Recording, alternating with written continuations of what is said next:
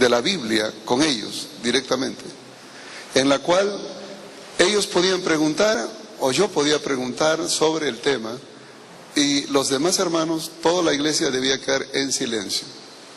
Y fue una experiencia interesante. El diálogo duró 5 horas y media, de corrido, ni para ir al baño. Y la verdad, después de 5 horas y media, creí conveniente que era suficiente. Me sentí, les puedo decir, con el corazón en la mano.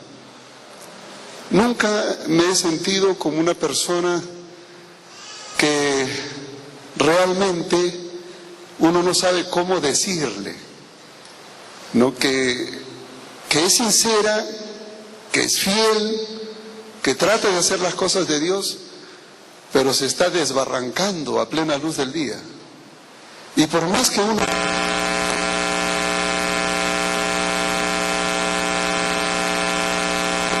¿Cómo se siente usted cuando ve eso? Realmente es una tragedia, pero esa es la forma como yo me sentí después de 5 horas y media de conversar con ellos.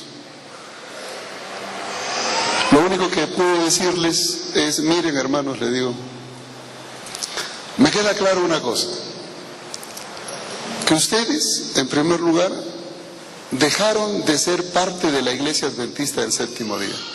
Ustedes no son. Y son mentirosos, porque la Biblia dice que el que levanta falso testimonio, el que no dice la verdad, es mentiroso. Ustedes son mentirosos porque vienen aquí a la iglesia y dicen que son adventistas del Séptimo Día, cuando no lo son. Hoy día la iglesia ya no tendrá que decir si es adventista del Séptimo Día, sino...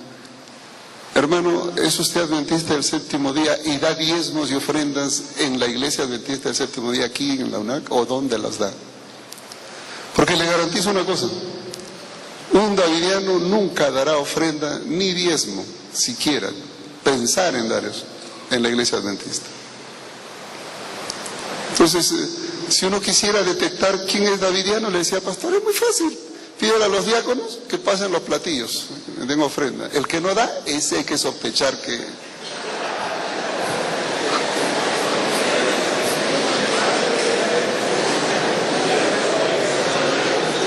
Método más rápido para identificarlos.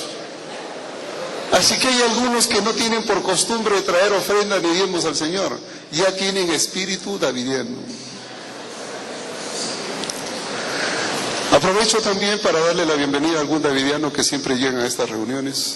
Yo sé que hay uno aquí. Digo porque los huelo. He dialogado tanto con ellos, he estudiado acerca de ellos, que quiero decirles que son, para mi criterio, son fáciles de identificar. Pero yo no los voy a hacer quedar mal. No. Porque esa no es nuestra intención. Nuestra intención es educar a la iglesia para que conozcan con quiénes conviven, quiénes son los hermanos que están aquí.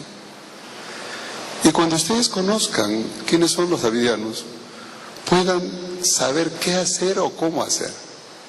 En aquella discusión que tuve con ellos la primera vez, quiero decirles que tuve que leer mucho acerca del profeta Víctor Jutef. Yo había escuchado de ellos, pero nunca había tenido la oportunidad de leer profusamente acerca de él. O sea, una cosa es escuchar y otra cosa es leer. Así que para esa oportunidad me puse a leer todos los escritos davidianos. Y créanme que después de pasar 10 horas diarias leyendo escritos davidianos, como que uno se satura. Porque encontrar por allí una cosa jalada de los pelos, decimos, bueno, de cuando en cuando a alguien se le puede ir, ¿no? Un error por ahí. Pero cuando usted encuentra error tras error, tras error, tras error y todas las páginas, ya eso es una cosa como que satura. Llega al punto donde uno no sabe si reír o llorar. ¿Este es un chiste de mal gusto o qué está pasando? ¿Es que realmente haya gente que pueda creer semejante cosa? Y lo más triste es que sí lo hay. Yo conozco gente loca, pero he descubierto que hay gente más loca todavía, que creen a esos locos. Estos hermanos davidianos siguen a un profeta. Y aquí yo quiero hacer una observación muy clara. Mis hermanos, nosotros no seguimos a ningún profeta. Si alguno de ustedes piensa que nosotros seguimos a Elena White, está equivocado. Nosotros no seguimos a Elena White. Nosotros seguimos la Biblia. Elena White es una mensajera de Dios. Estos hermanos siguen lo que dice su profeta, Víctor Jutef. Hay que tener mucho cuidado cuando se sigue a un hombre. Nosotros necesitamos entender cómo usar los escritos bíblicos. Y estos hermanos están fanatizados. Y son una secta que se ha enclaustrado en la Iglesia Adventista del Séptimo Día. De aquí nadie los mueve. En Estados Unidos, para que ustedes entiendan cómo cuando ellos empezaron, en Estados Unidos los hermanos le dijeron: hermanito, o sale o lo sacamos. Y como no querían salir, porque no van a salir, ¿qué creen que hacían? Traían a dos de esos diáconos bien fornidos y lo cogían el hermanito y lo levantaban prácticamente en el aire y lo sacaban y lo ponían afuera, y ni bien el hermanito estaba afuera, cogía el piso, inmediatamente se metía de regreso. ¿Y saben por qué? ¿Saben ustedes por qué no podrán la Iglesia Adventista desprenderse de un davidiano? Porque ellos son como el parásito. Realmente son parásitos espirituales. Y uso esta ilustración no para decir que son parásitos en el sentido biológico. Es una ilustración y lo digo así con cariño. Pero así como un parásito no puede vivir sin un huésped, un parásito necesita un huésped. Porque si no hay ese huésped, el parásito se muere. Eso lo sabe todo el mundo. De la misma manera, ellos necesitan de la Iglesia Adventista. Tienen que estar aquí dentro de la Iglesia Adventista. Porque si no están dentro de la Iglesia Adventista, ese movimiento se muere. ¿De dónde se nutre el movimiento davidiano? De la Iglesia Adventista. ¿Y cuál es el problema de la Iglesia Adventista? Número uno, es que no existe hoy una tendencia a un estudio serio de la Biblia. No hay. Nos hemos relajado en el estudio de la Biblia. Eso de que nosotros somos el pueblo de la Biblia como que era para el tiempo de mis abuelitos, tiempo de mis padres. Hoy día como que ya no. Entonces nos contentamos con enseñar cosas muy ligeras, comida blanda. Y de eso se aprovechan los davidianos, para decirle: miren, nosotros tenemos comida sólida. ¿A usted le hablan de Apocalipsis? No. ¿Le hablan de profecía? No.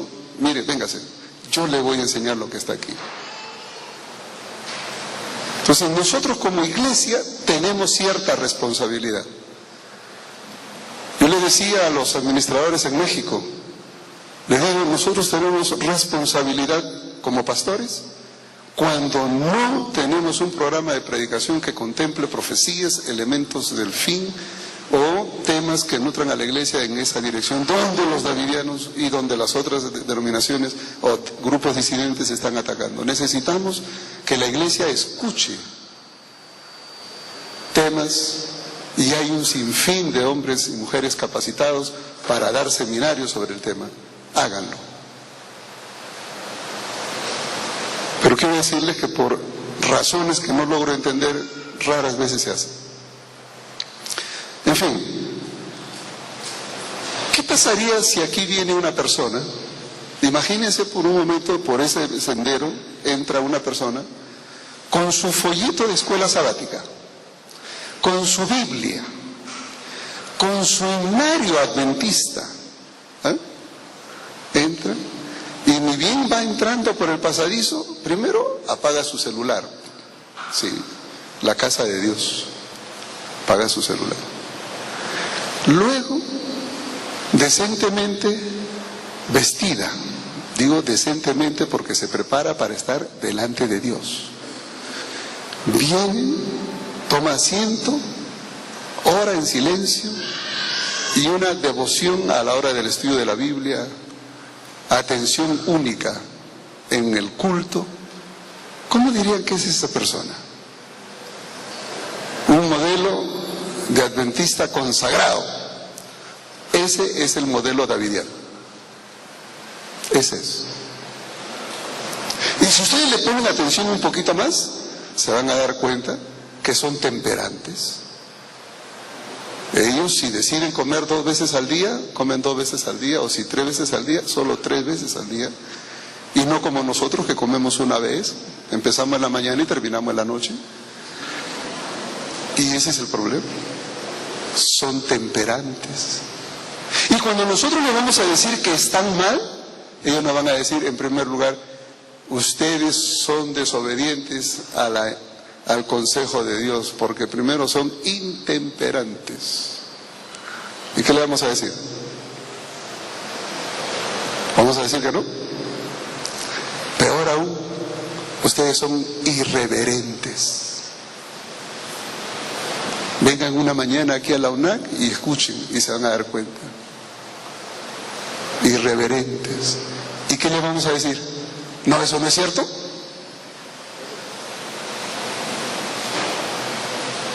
Ellos tienen razón en algunas cosas. Cuando critican a la iglesia adventista de ser intemperantes, tienen razón. Cuando dice que la iglesia adventista no hace caso al consejo de Dios a través de Elena White, tienen razón. Cuando dice que nosotros somos irreverentes en la adoración, tienen razón. Y no es porque la tengan, sino porque nosotros le damos ocasión. Les damos ocasión. Entonces, creo que parte del problema somos nosotros mismos. Tenemos que cambiar. Yo los animo para que ustedes, en primer lugar, en la adoración, realmente seamos verdaderos adoradores. Por ahí empieza. Luego, en su vida personal, practiquen la temperancia. No solo en el comer, en el trabajo, en diferente quehacer, en el descanso. La intemperancia es en todo lado, no solamente comer. Practiquemos los remedios naturales que Dios ha dejado, porque es parte del mensaje del tercer ángel. Ellos lo viven. ¿Qué podemos decir allí? Nosotros estamos mal. ¿Tienen razón ellos? Sí. En esa parte tienen razón. Y que necesitamos mejorar, también. Necesitamos mejorar. Así que una de las primeras cosas que hago es esto: decir que en medio de todo ese caos que vienen a traer estos hermanos que han llegado como parásitos a la iglesia adventista, tienen algunas cosas buenas. Esto que estoy mencionando: reverencia en la adoración, en la casa de Dios, un fiel cumplimiento a la reforma pro salud, el estudio diligente de la Biblia, de los escritos de Elena White sobre todo. Se saben los versículos, las páginas de Elena White se las saben de memoria.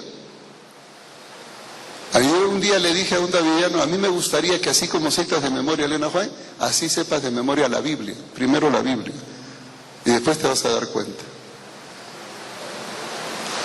Y es que cuando la Biblia se usa mal, nueva luz. Y cuando los escritos de Elena White se usan mal, otra nueva luz. Entonces nosotros necesitamos empezar por algún lado a ayudar a los davidianos. Primero nosotros necesitamos entender que estos hermanos no son miembros de nuestra iglesia. Ellos no ofrendan ni diezman en la iglesia. Número uno. En segundo lugar, ellos cuando surgieron como un movimiento paralelo y su primera intención no fue separarse de la iglesia. Víctor Hutev, quien es el profeta de ellos, era una persona nacida en Bulgaria que en el año 1919 migró para Estados Unidos. Una persona un poco conflictiva, había tenido problemas con la iglesia ortodoxa en Bulgaria, porque allá es la iglesia ortodoxa. Y tuvo que salir de su país por problemas. Llegó a Estados Unidos, joven.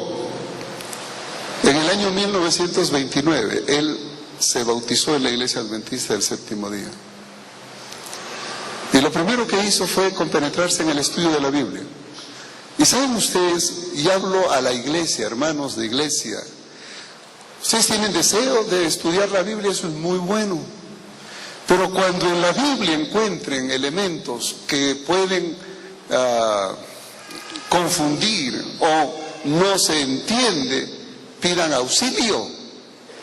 Para eso están los pastores. Pero este colega, este amigo, Víctor Hutev, comenzó a estudiar las profecías de Isaías. Y en las profecías de Isaías él comenzó a ver una nueva luz. Y todas las profecías de Isaías que anunciaban al glorioso reino de Sión cuando Cristo venga, él las comenzó a poner en otra dimensión. Y entonces armó una estructura nueva. ¿Cuál era la nueva luz que él descubrió? ¿Cómo va la cosa? Primero él descubrió lo siguiente: que el futuro glorioso de Sion no es cuando Cristo venga por segunda vez, es antes. Entonces dijo, antes de que Cristo venga por segunda vez, Cristo va a venir en forma invisible. Ojo, Cristo va a venir en forma invisible y va a llevar a todos los que han sido sellados, todos.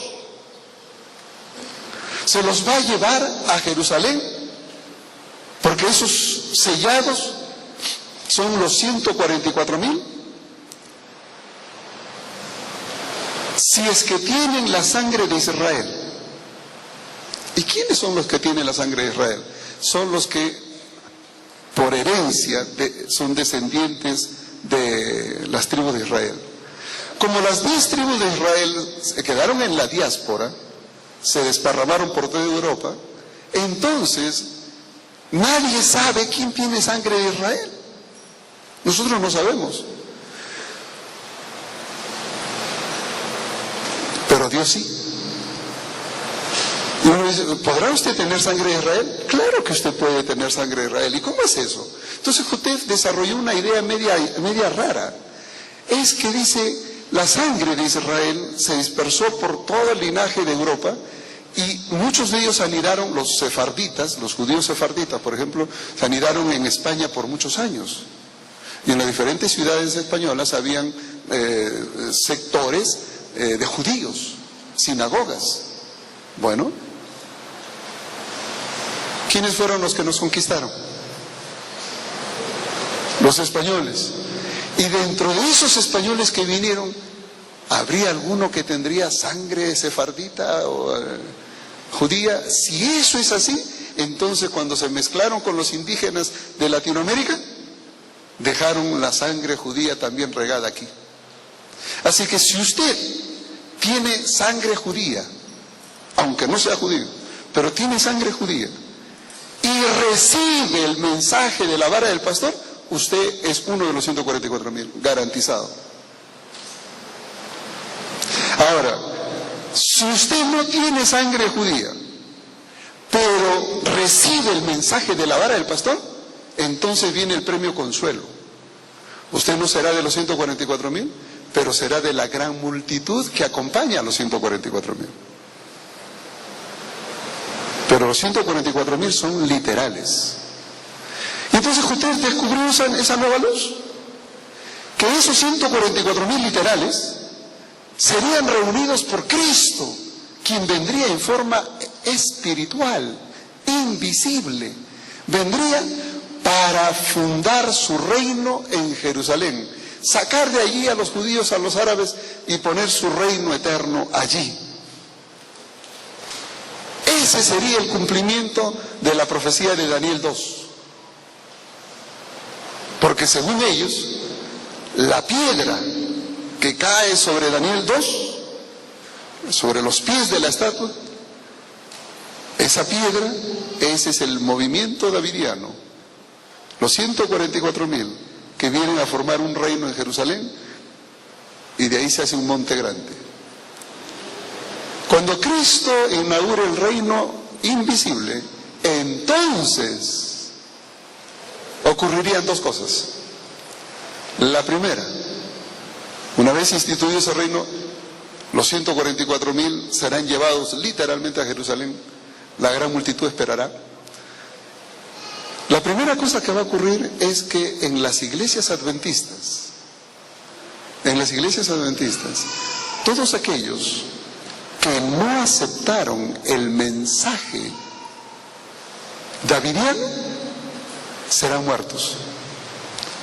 Los ángeles del Señor vendrán y aniquilarán a todos los adventistas del séptimo día que rechazaron el mensaje de la vara del pastor. Y con eso prácticamente le están diciendo: hermanito, si usted rechaza, sepa que se está condenando a muerte. En segundo lugar, lo que va a ocurrir es que después que se mate a los adventistas que rechazaron el sellamiento de Dios, los 144,000 irán a todo el mundo. Y esa será la predicación del fuerte pregón. Y toda la predicación será para convertir al mundo gentil, a todas las naciones, tribu, lengua y pueblo. Y todos los que se conviertan allí serán parte de la gran multitud. Y aquí hay varios problemas. Varios. En primer lugar, ¿dónde en la Biblia se insinúa siquiera que Cristo va a venir en forma invisible a poner un reino en Jerusalén en forma literal antes de su segunda venida? ¿Dónde? ¿Dónde está? No hay. No hay. Lo que pasa es que el amigo Jutef, él tomó algunos textos bíblicos y le dio una interpretación literal y antojadiza. Claro, si yo me pongo a hacer eso, puedo inventar un catálogo nuevo de doctrinas. Pero el problema no es qué es lo que a mí me gustaría, sino qué es lo que la Biblia dice. Entonces, Víctor Jutef tuvo una interpretación errada de las Escrituras. Lo curioso de este hombre es que él se atrevió a escribir todas esas cosas. Las escribió en dos libros. Primero, él escribió un volumen y después el segundo. Se llamó La vara del pastor. El primer volumen apareció en el año 1930. La vara del pastor. El segundo volumen apareció en 1932, cuando él estaba siendo, vamos a decir, desfraternizado. Estaba en estudio para su desfraternización. Él publicó esos dos libros. En esos dos libros él pone la esencia de sus enseñanzas, la vara del pastor. Quiero decirle que ustedes pueden encontrar esos libros ahora en español, en la web, están en páginas en la red, ahí existe. Solamente tengan en cuenta una cosa: si usted sabe manejar el veneno, con cuidado, pero si no lo sabe manejar, ni se acerque, ¿no? Una vez yo encontré a alguien que estaba con ácido muriático y estaba limpiando unos waters, ¿cómo se llama eso? De los baños,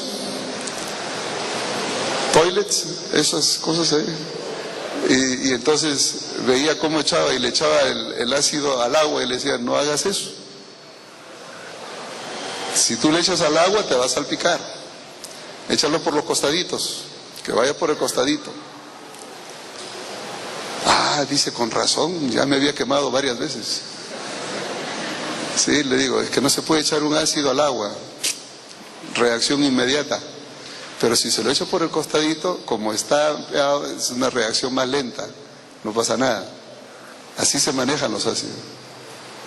Ah, ese hombre estaba manejando ácido sin saber y se quemaba varias veces y se le salpicaba. Así es la doctrina davidiana. Si usted no sabe manejarla, no se meta. Quiero decirle que esto no es para todos.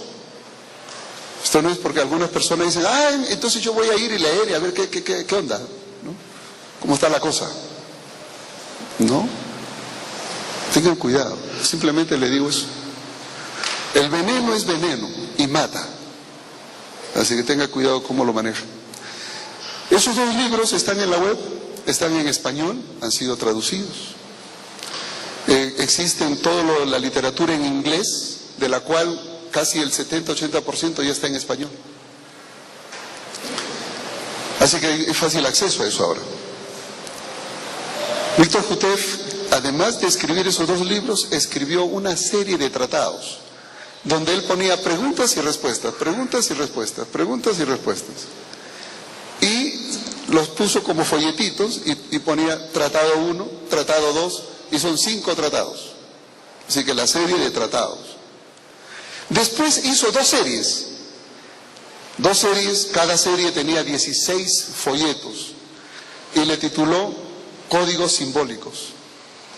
Los códigos simbólicos era el equivalente a la Review and Herald que nosotros tenemos, a la revista adventista, por donde se transmite nuestra doctrina y además se hacen anuncios de lo que hace la iglesia a nivel mundial.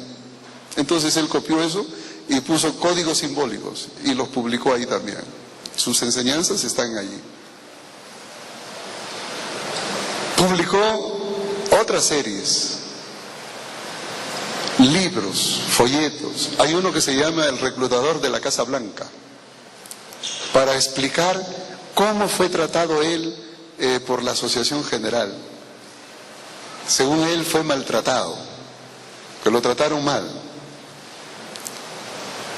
Yo les puedo garantizar una cosa, hermanos, en Estados Unidos hay mucha, si hay unas personas que pecan de cortesía, están allá.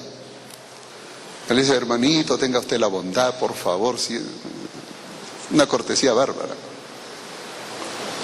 Y dice que lo maltrataron. Es posible. Yo no estuve allí, así que yo no puedo decir cuán cierto sea lo uno o lo otro. Lo único que les puedo decir es que si le piden a usted por favor que se retire y usted no quiere salir, si algún hermanito lo levanta en peso y lo saca, ¿eso es maltrato? Si usted siente que eso es maltrato, es probable que sea maltratado entonces, porque muchos de los seguidores de Jutef fueron así. Entonces todas sus enseñanzas están en folletos, están en esos tratados, en esos libros, y el conjunto de todos esos libros tienen un nombre. Ese conjunto de libros, de enseñanzas de Víctor Jutef, se llama La Vara del Pastor. Así que cuando usted escuche la enseñanza de la vara del pastor, es la enseñanza de todos los escritos de Víctor Jutef. Eso es lo que significa la vara del pastor. Entonces, la vara del pastor es un término que se le da a los escritos de Víctor Jutef. Es como los escritos de Elena White, ¿cómo le llaman? Los escritos, el espíritu de profecía o la pluma inspirada. Bueno, ellos dicen la vara del pastor, para referirse a los escritos de Víctor Jutef. Así que nosotros podemos, al leer sus escritos, tener una idea muy clara de lo que él enseña, muy clara. Lo cierto es que Víctor Jutef al comienzo no quiso separarse, pero cuando él fue desfraternizado, él formó un movimiento paralelo. En 1935, él organizó su iglesia llamado de esta manera: Asociación General de los Adventistas del Séptimo Día de la Vara del Pastor. Observen ustedes que tiene exactamente el mismo nombre de nuestra iglesia. Asociación General de los Adventistas del Séptimo Día. Ese es el nombre oficial de nuestra iglesia. Y ellos le agregaron de la Vara del Pastor. Y así fue registrada ante el gobierno americano. En 1942, ellos cambiaron de nombre. Y si ustedes leen, hay un libro que son el libro de su constitución, ellos le llaman el Levíticus. El libro del Levíticus davidiano. El Levíticus davidiano no es otra cosa que el conjunto de normas, la normatividad, la constitución del movimiento davidiano. ¿Y saben lo que dice en la página 12? Ustedes pueden ir a la página web, busquen el Levíticus davidiano, en la página 12, dice textualmente Víctor Jutev, el nuevo nombre es Asociación General de los Adventistas del Séptimo Día Davidianos. Él mismo le cambió el nombre. Empezó siendo de la Vara del Pastor y en 1942 le cambió a Davidianos. ¿Por qué Davidianos? Porque ese reino que Cristo viene en forma invisible para instaurar en Jerusalén con los 144,000, ese será el reino de David. Habrá un rey David que reine allí. No será el mismo rey David de hace 3,000 años, sino un David actual, nuevo, renovado, moderno, pero uno que cumpla la función del rey David de aquel tiempo. Y si esperamos un reino donde David va a ser el rey, todos los súbditos, ¿qué son? Davidianos. Así que por eso es que él cambió el nombre de la Vara del Pastor a Asociación General de los Adventistas del Séptimo Día Davidianos. Y en la página 12 dice lo siguiente: este grupo es una rama, y quiero subrayar eso, rama, separada de la iglesia adventista del Séptimo Día, que es la iglesia decadente. Y allí nos define a nosotros como la iglesia decadente. En otras palabras, según la constitución davidiana, ellos son el remanente del remanente.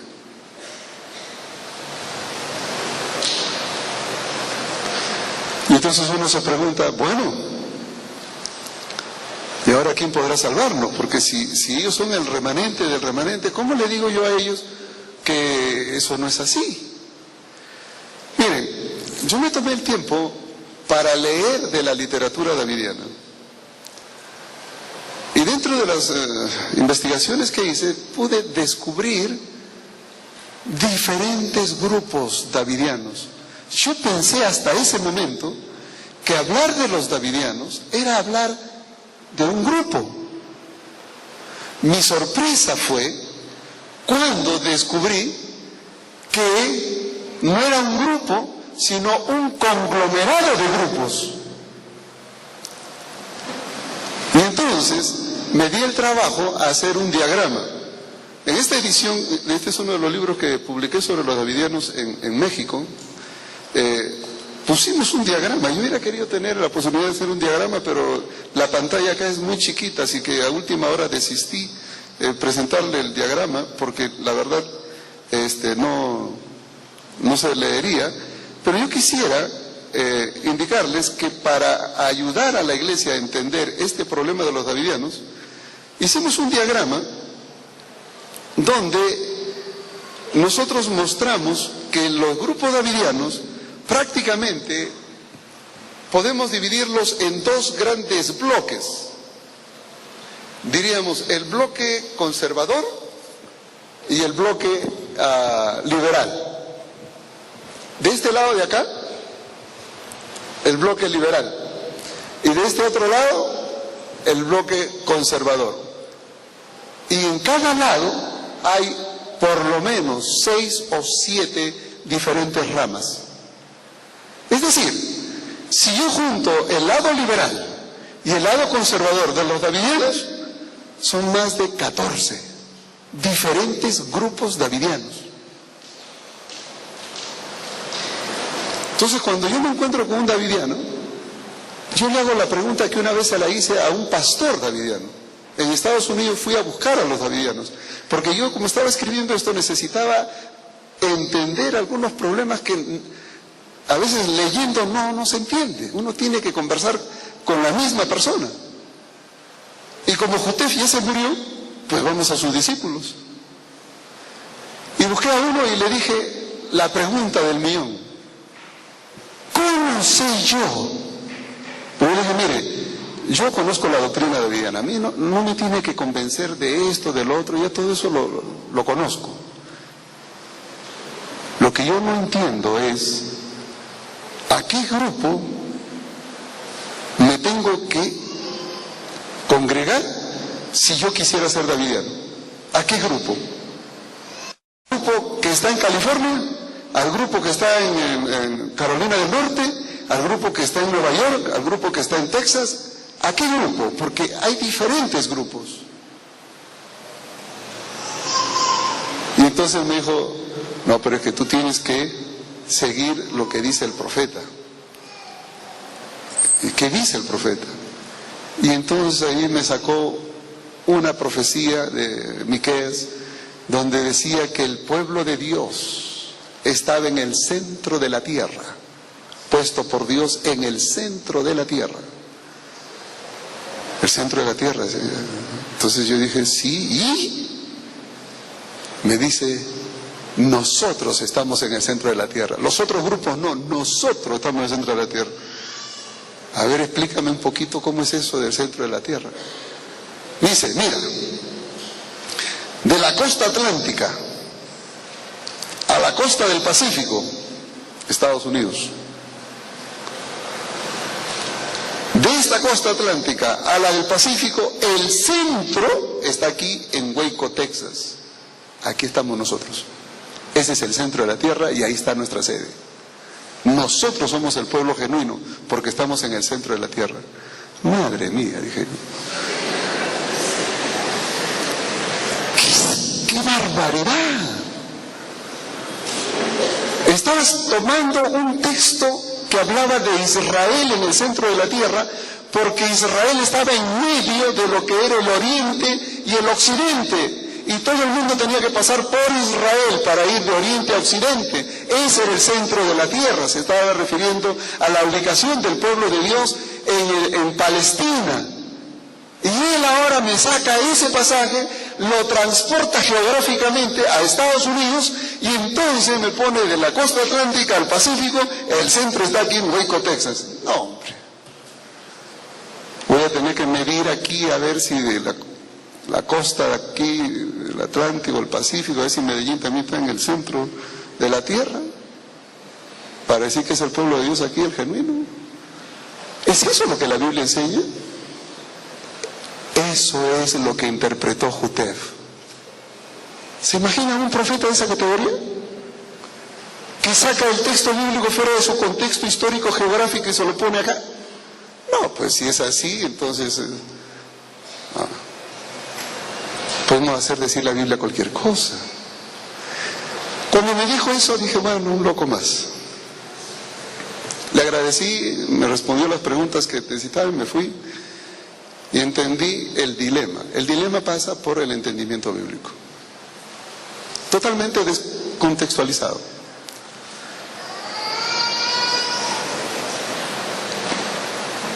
Jotef dio origen a dos ramas. Y voy a explicar por qué hay rama liberal y rama conservadora. Porque si ustedes no entienden esto, van a confundir muchas cosas.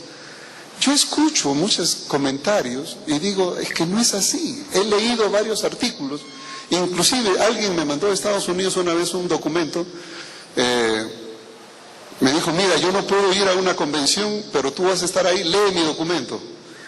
Y yo fui a esa convención y no leí el documento, porque no me llegó a tiempo en primer lugar, y me llegó después que terminó la convención. Así que lo que hice yo fue exponer mi concepción del problema. Pero cuando me llegó el documento, lo leí y dije, no, o sea, aunque me hubiera llegado a tiempo, yo no lo leía. Primero porque no estaba de acuerdo con lo que estaba escrito ahí. No lo podía leer. Y entonces, cuando regresé, lo llamé al colega, un profesor de Andrews, y le dije, hermano, no leí tu documento simplemente porque no me llegó, pero aunque me hubiese llegado, tampoco lo leía. Simplemente por una razón. Tu documento tiene confusión. Ahí estás uniendo dos problemas en uno y tienes que separar. Y le expliqué la razón. ¿Cuál era? Es que mucha gente comenta de los davidianos como que fuera un solo bloque. Y son dos. Por eso es que yo entiendo a los davidianos. Si hay alguno aquí, quiero decirle que en ese sentido yo tengo que ser honesto, no puedo acusarlo de lo que no son. Yo entiendo cuando se molestan, cuando dicen así no es. Por supuesto que así no es. Yo sé que así no es, pero eso no quiere decir que estén bien. Hay dos bloques y hay que separarlos. ¿Cuáles son los dos? El bloque liberal, que fue organizado en 1955, cuando Jutef murió en febrero 5 del 1955. En ese momento, Benjamín Roden, uno de los seguidores de Víctor Jutef, se separó de la rama principal porque hasta la muerte de Jutef era un solo movimiento. Claro, mientras el papá vivía, un solo movimiento. Pero cuando él murió, en el 55, Benjamín Roden se separó y entonces formó lo que él llamó la rama davidiana. Ese fue el nombre que le dio, rama davidiana, o en inglés lo que se conoce como el branch Davidian. Este branch Davidian es muy importante porque él se separó un poco, se radicalizó de la idea de Jutef. ¿En qué sentido? Jutef enseñaba que la matanza, ¿se acuerdan del reino que va a ser instaurado en Jerusalén? Y tan pronto el reino es instaurado, ¿qué va a pasar? Dos cosas. Primero, los adventistas serán muertos. Esa es la matanza de Ezequiel 9. Esa matanza, decía Jutef, la van a ejecutar los ángeles de Dios. Los ángeles de Dios vendrán y así como en Egipto cortarán cabeza, pero a todos los adventistas que rechazaron el mensaje de la vara del pastor. Pero Benjamín Roden, él tomó un distanciamiento de esa posición y Benjamín Roden dijo, no van a ser los ángeles del Señor, vamos a ser nosotros. Fue Benjamín Roden el que tomó la interpretación de que eran los mismos davidianos quienes debían ejecutar la matanza de Ezequiel 9. Y esa es la razón por qué entonces él comenzó a armarse y a equipar a la iglesia davidiana radical para que entrenen al tiro al blanco, porque tenían que cumplir una misión. ¿Cuál? Ejecutar la matanza de los adventistas que despreciaron el mensaje davidiano. Entonces, entre el bloque conservador, los conservadores dicen que la matanza, ¿quiénes la harán? Los ángeles. Los radicales, con Ben Roden, su fundador, dicen, no son los ángeles, somos nosotros. Y entonces cuando usted le dice a un davidiano, ustedes son criminales porque van a venir a matarnos según la matanza de Ezequiel 9, el davidiano, ¿qué le va a decir? No, es que no es así, usted, no, si usted, es que no es así. Y hermanos, no es así. Todos los davidianos que están viniendo aquí a Medellín y están aquí en Colombia, todos, por la literatura que distribuyen, que tienen su portada, los que han recibido el folletito pueden mirar, debe decir ahí, Asociación Publicadora Universal.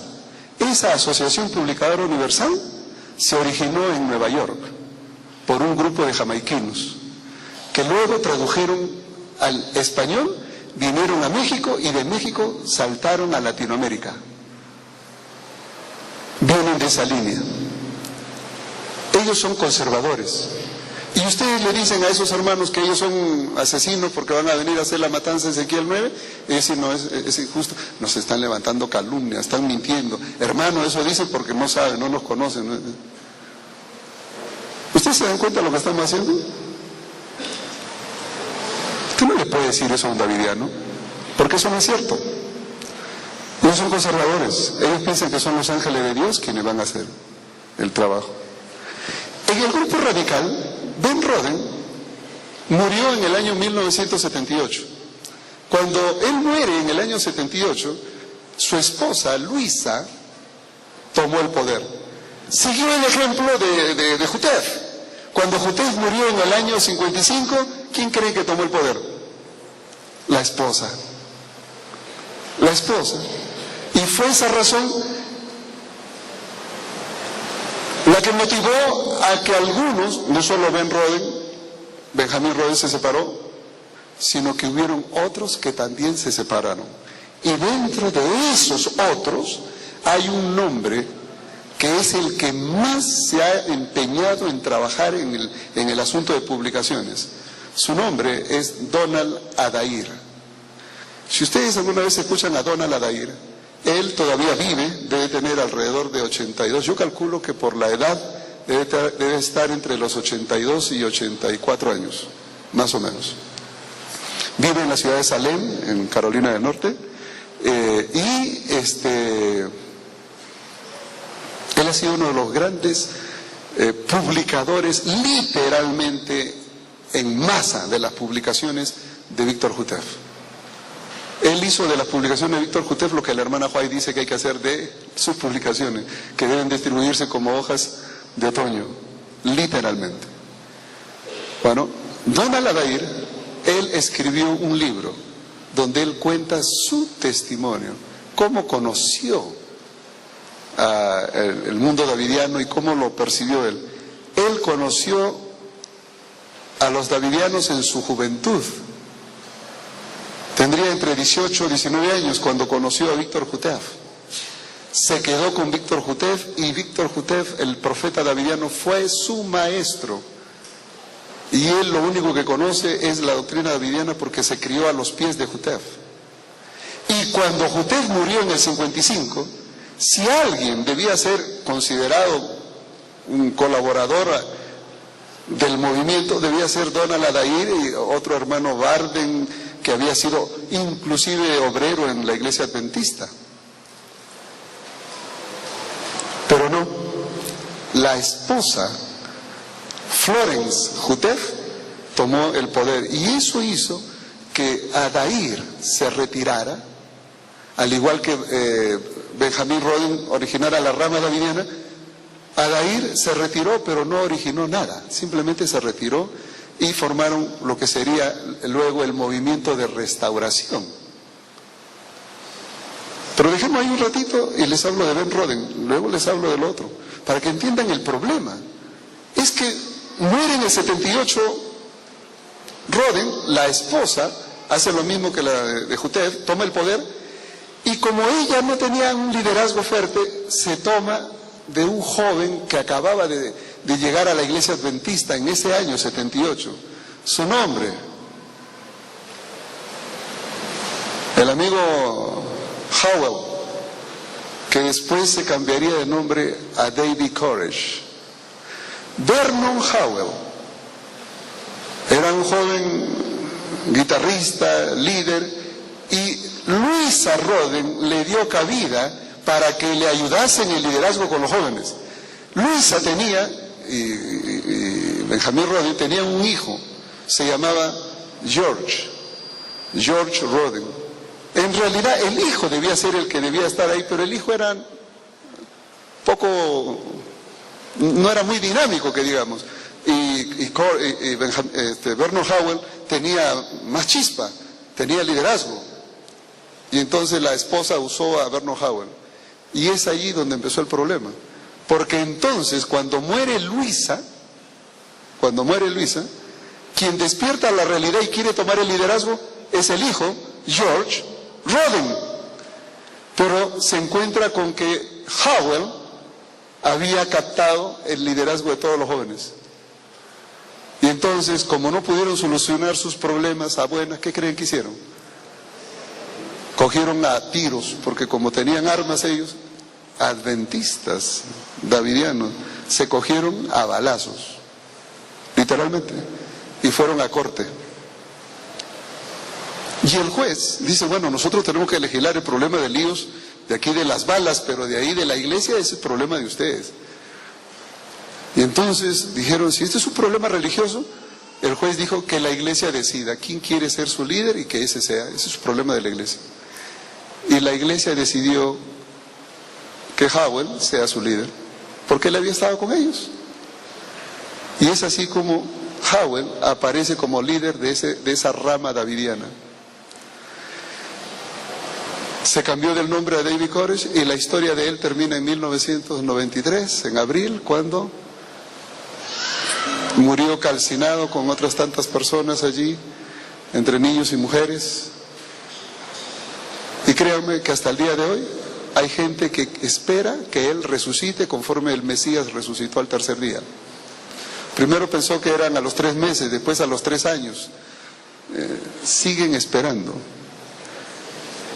Así que el movimiento de David Koresh no ha muerto, sigue latente, está latente. Pero quiero decirles algo más. Resulta que paralelo a Howell, como se cogieron a balazos con George Roden, entonces un grupo de la rama davidiana decidió organizarse de otra manera. Y un señor llamado Charles Pace organizó una congregación separada de Koresh, y luego Teresa Moore organizó una congregación liderada por mujeres de la misma rama davidiana, y ellos siguen activos en diferentes lugares de Estados Unidos. Es decir, la rama radical no ha muerto.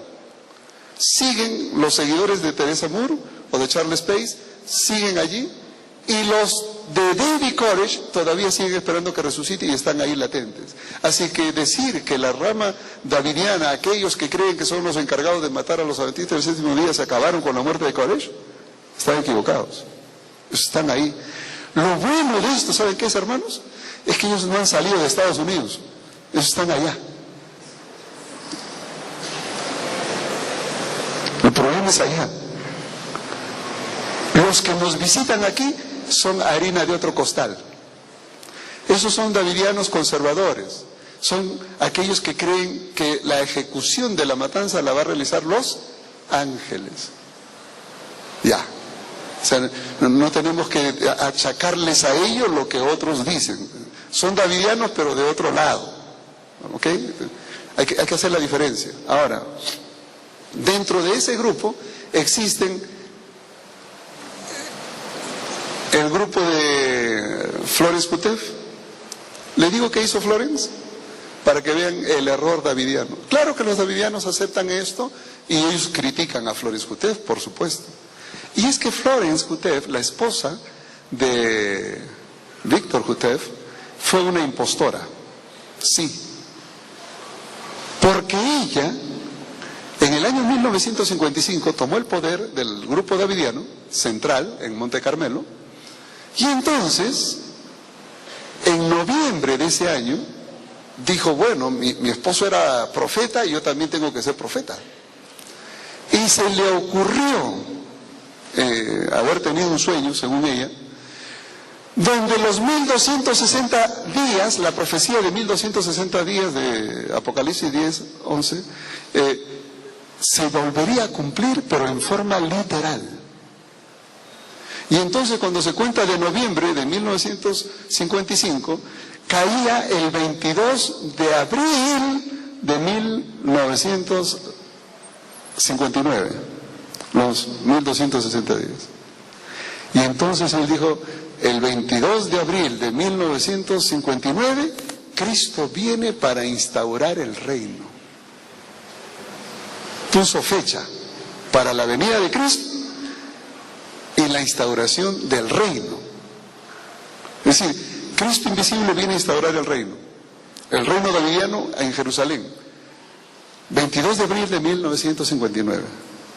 Lógicamente, se convocó a todos los davidianos el 16 de abril, una semana antes, se los convocó para que haya una semana de reavivamiento en preparación para todos los que vayan a ser trasladados al reino, a la inauguración del reino. Bueno, ¿quiénes creen que fueron allí?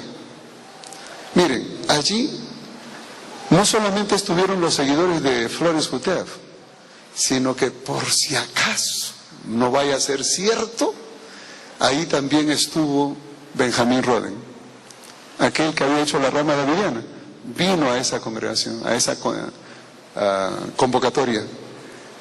Donald Adair, quien se había separado porque el liderazgo de la mujer no era el adecuado según él y se retiró, y de hecho fue desfraternizado por Flores Kutef, él también vino a la convocación. O sea, me habrán borrado todo lo que quiera, pero yo soy davidiano, decía él.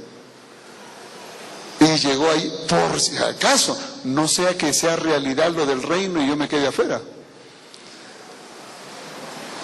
Y esperaron el 22 de abril. ¿Y qué creen? Pasó nada. No pasó nada. Y como no pasó nada, entonces Flores Kutef tuvo que decir, ahora, ¿por qué no pasó? Lógicamente, tuvo otro sueño, otra visión. Y en esa visión, ¿qué creen que vio? Ella dice, Dios me ha revelado que la venida del Señor para la instauración del reino no se cumplió, porque Dios quiere que primero evangelicemos a los protestantes. Tenemos que ir a evangelizar a los protestantes. Y entonces se armó toda una cruzada. En el año, todo lo que corresponde a fines de 1960 hasta 1961, todo ese año y meses fue una cruzada para evangelizar a los protestantes, luteranos, evangélicos, metodistas. Miren, todos los protestantes fueron visitados por los davidianos. Ahora imagínense ustedes a un davidiano yendo a un metodista, a un luterano y diciéndole, la hermana Huay dice esto. El profeta Kutef dice esto otro. Y la pluma inspirada de Elena White lo corrobora. ¿Qué creen que le va a decir un calvinista? Esto es como que venga alguien aquí y le diga, hermano, mire, tengo un mensaje para usted. José Smith dice esto. ¿Ah? Y Mahoma lo corrobora. ¿Y usted qué dice? No sea honesto, ¿usted qué diría? ¿A mí qué me interesa lo que piensa José Smith o lo que haya dicho Mahoma? No tengo nada que ver con eso. Pues esa fue exactamente la respuesta que le dieron los protestantes a los davidianos. ¿Y qué pasó con todo ese esfuerzo misionero? Fracasó. Fracasó porque el mensaje davidiano está focalizado en los escritos de Elena White y en el mensaje de Kutef. Si su mensaje fuera centrado en la Biblia, dijera, tenemos un punto de común, vamos a estudiar la Biblia con los protestantes. Pero no, fracasó. Y como fracasó, entonces la señora Kutef convocó para marzo de 1962, convocó una reunión en el Monte Carmelo. ¿Y qué creen que hizo ahí? Declaró disuelta la asociación de los davidianos, del movimiento davidiano.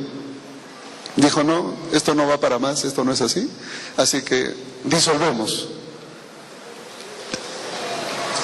Y eso salió publicado en la revista adventista de ese año, 1962, con el título, Los davidianos se desbandan. Así salió publicado. Y en lo que se leía allí, el comentario del editor de nuestra revista adventista decía que este movimiento que por años había estado causando problemas, decidió desbandarse, se han disuelto, se acabó el problema. Qué equivocado estaba. ¿Saben por qué? Flores Kutef disolvió lo que ella tenía. Pero en ese mismo momento que Flores Kutef estaba en el Monte Carmelo disolviendo el movimiento davidiano, en California, en el estado de California, en la ciudad de Riverside, Donald Adair, Barden y otros hermanos que habían sido borrados por Flores Kutef estaban organizándose como el grupo davidiano. Un resurgir del movimiento davidiano. Así que mientras por un lado se apagaba un problema, en California se encendía otro. Ese movimiento que fue impulsado y mucho por Donald Adair cobró fuerza. Solo que Donald Adair se separó de Barden y formaron dos grupos distintos. A Donald Adair se le ocurrió hacer algo. Contratar a alguien en Nueva York y penetre las iglesias jamaiquinas, porque la iglesia adventista tenía un buen número de iglesias de origen jamaiquino. Y entonces contrataron a un señor, y aquí les tengo el nombre, pues yo lo puse aquí con nombre y apellido, Tony Hibbert. Tony Hibbert fue contratado por Donald Adair para ir y predicar a los adventistas de Nueva York, especialmente a los de raza negra de origen jamaiquino. Y Tony Hibbert tuvo un éxito rotundo. Dividió a la iglesia adventista. Y cuando vio que el grupo estaba bueno, ¿saben qué hizo? En el año 1982, él se constituyó como jefe del grupo davidiano de Nueva York. Entonces ya no estaba el grupo de Barden solo, estaba ahora el de Donald Adair. Perdón, Donald Adair, su sede es en la ciudad de Salem, en Carolina del Sur, no del norte, sino del sur. Y de paso, en Carolina del Sur, en la ciudad de Salem, es el único lugar en todo Estados Unidos y Latinoamérica donde la iglesia davidiana tiene un local propio. Los davidianos no tienen iglesia. Donald Adair fue el único que ha construido una iglesia davidiana. Bueno, Tony Hibbert se introdujo en Nueva York y Tony Hibbert fue el que organizó la publicadora, la Asociación Publicadora Universal, Tony Hibbert.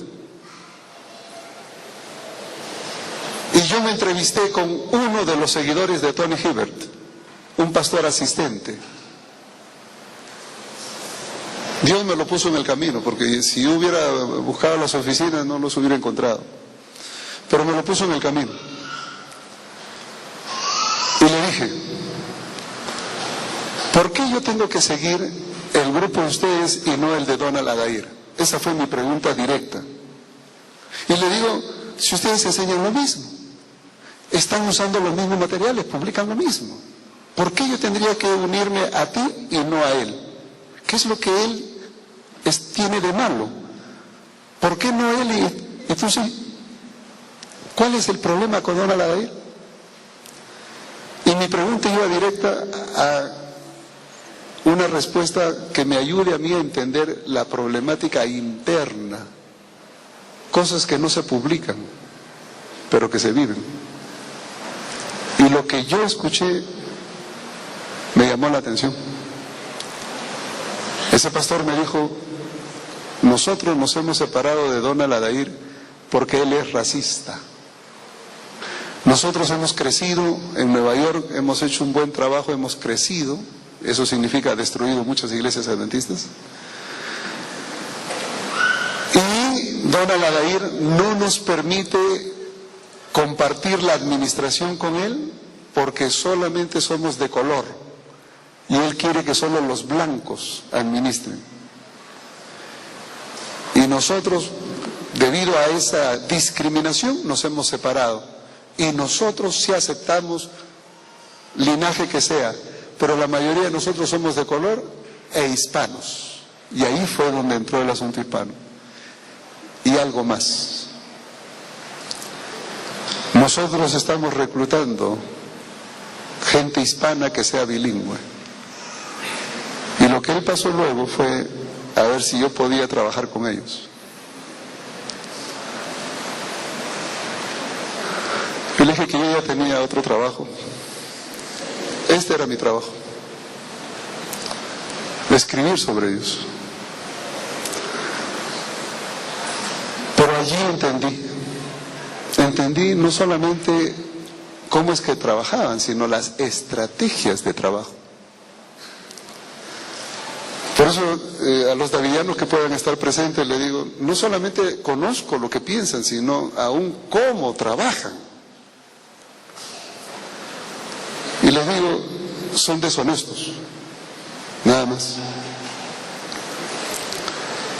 Esa asociación publicadora tiene una sede postal en Waco, Texas, porque para un davidiano ser de Waco, Texas es crucial, porque ese es el centro de la tierra. Según el profeta Jotef, ese es el centro de la tierra. Entonces es crucial. Y todos tienen casilla postal allí. Yo le dije, oye, espérate, quiero hacer una pregunta. Le digo, mira, aquel que está en la cuadra aquella, me entregó este folleto y se lo mostré. Me dijo, mira, me dio este folleto. Esto es tuyo, ¿verdad? Sí. Ok. Le digo, mira lo que dice aquí. Aquí dice casilla postal Loma Linda, California. ¿Cómo me dices tú que tú tienes tu sede en el centro de la tierra si acá dice Loma Linda, California? ¿Cómo me explicas eso? Ustedes no se imaginan las preguntas que uno tiene que hacer a veces para poder investigar. Me dijo, no, es que eso se obedece a otra cosa. Mira, me dice, si nosotros ponemos Waco, Texas, la iglesia adventista está advertida que cualquier cosa que venga de Waco, Texas, es davidiano. Eso lo sabe todo el mundo. Pero nosotros ponemos Loma Linda porque pues hay una universidad en Loma Linda y entonces piensan que somos de la iglesia de Loma Linda, la universidad de Loma Linda, la comunidad de Loma Linda. Y todas las cartas que lleguen a Loma Linda son juntadas y enviadas como paquete hacia Waco, Texas. En otras palabras, ese es un despiste. Ah, qué bueno, le digo. Cuando pueda lo voy a hacer público. Les digo cómo trabajan. Son muy ingeniosos. Yo conté 7 grupos. Les puedo decir sus líderes. Barden es uno de ellos. Bingham es otro. Donald Adair es un tercero. Tony Hiver es un cuarto. Jordan es otro. Jordan era de Trinidad y Tobago y evangelizó Canadá. Peter Nosworthy es otro. Mike Smithson otro. Y miren, podríamos citar la historia de cada uno de ellos.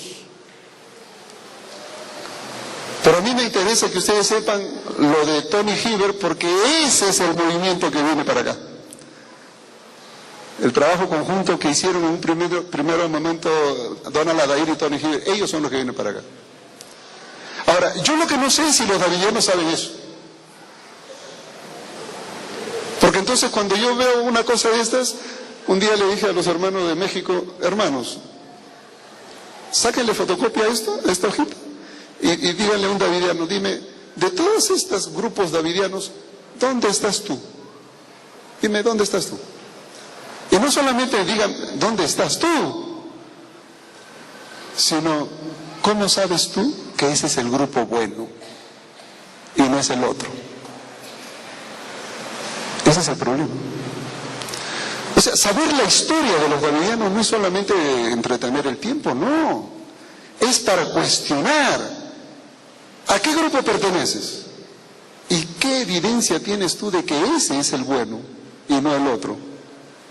Yo, para estar seguro, mejor estoy en la iglesia adventista. Esa es la razón por qué no soy davidiano. Y les digo por qué. Porque la hermana White dice que Dios no dirige grupos pequeños por aquí y por allá como ovejas descarriadas, sino que Dios dirige un pueblo. Voy a leerles una cita que la señora White tiene en cuanto a este asunto.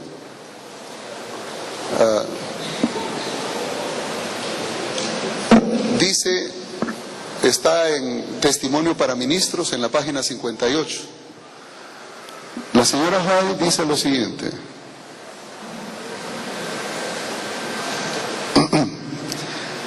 Dios tiene una iglesia sobre la tierra compuesta por su pueblo escogido, que guarda sus mandamientos. Él está dirigiendo no a vástagos descarriados, no uno aquí y otro allá, sino a un pueblo. Dios dirige un pueblo, no está dirigiendo vástagos descarriados, cabecillas por aquí, cabecillas por allá. No. Así que hay que tener en cuenta este detalle. Ahora, ¿cómo enfrentar a un davidiano?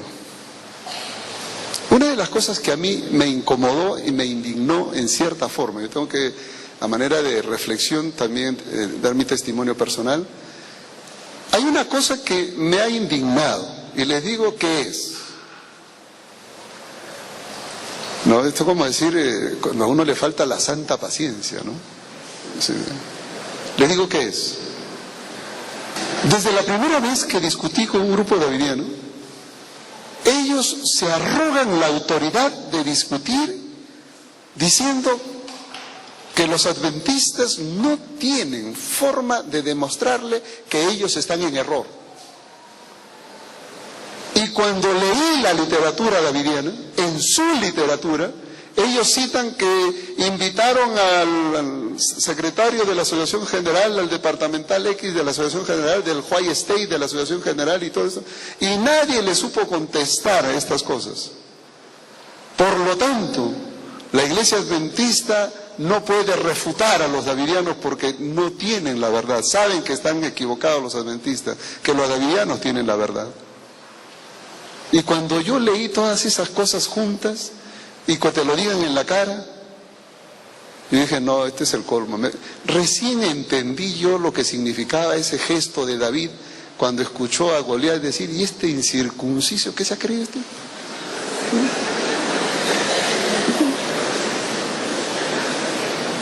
Y es que, ¿no? La efervescencia. Y entonces yo le dije una cosa a estos hermanos, le digo, yo solamente les voy a hacer lo siguiente. Yo les voy a escribir un artículo donde voy a plantear el problema y se lo voy a dar para que ustedes lo lean, me contestan cuando quieran. Y esa fue la motivación. Yo le dije, Señor, estos hermanos están desafiándote. Lo único que podemos hacer es demostrarle que están en error. Pero yo voy a dedicar el tiempo, pero yo necesito que tú pongas lo que a mí me falta, sabiduría. Y durante los años que tomé tiempo para investigar, he visto cómo Dios de una manera circunstancial va guiando una y otra cosa. Y a través de las diferentes discusiones que hemos tenido con los davidianos, el Señor me ayudó a entender mejor el problema.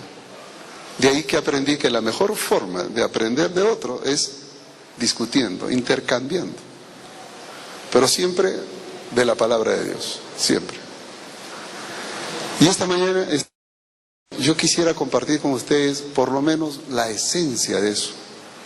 Hoy día quiero introducir el aspecto, mañana en la mañana lo continuamos, pero quiero introducir la esencia, basado en lo siguiente.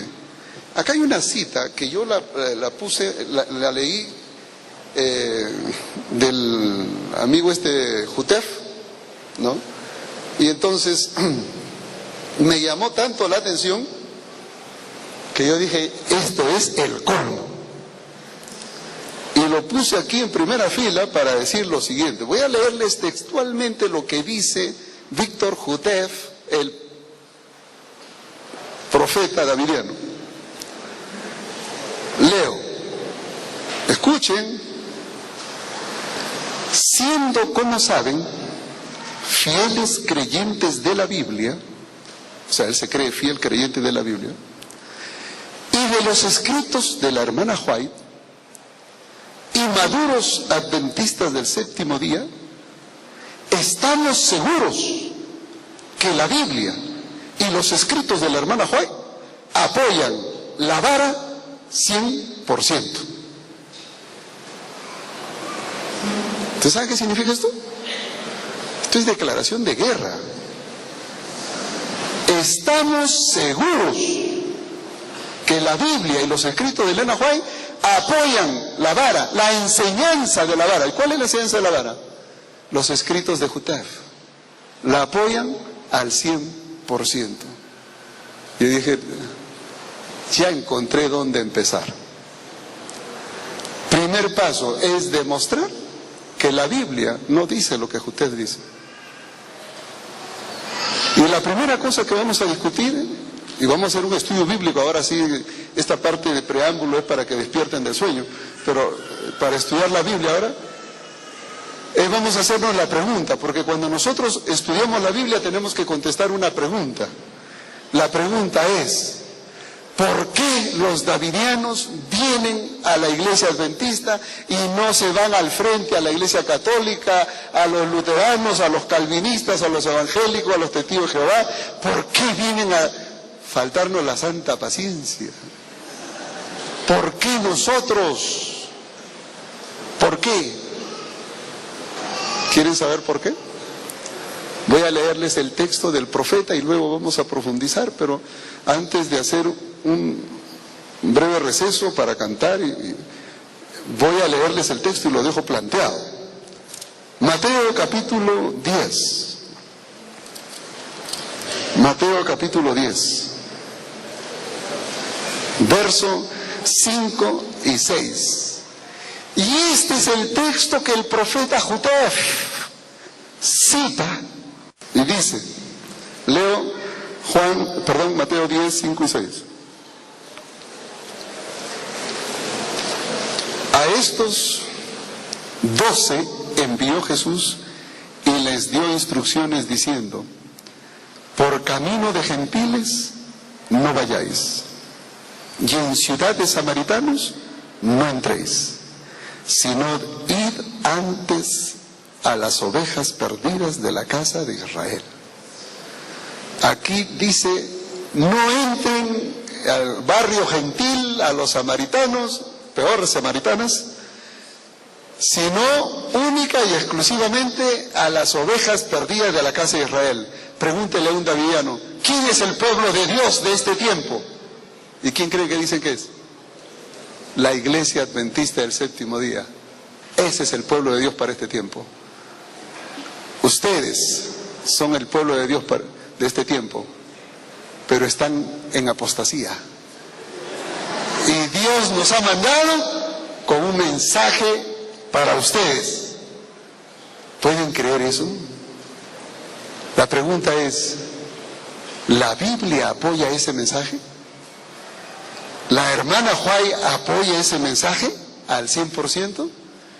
Cuando volvamos, vamos a contestar, a ver si es cierto lo que el profeta dice. Un comercial, volvemos.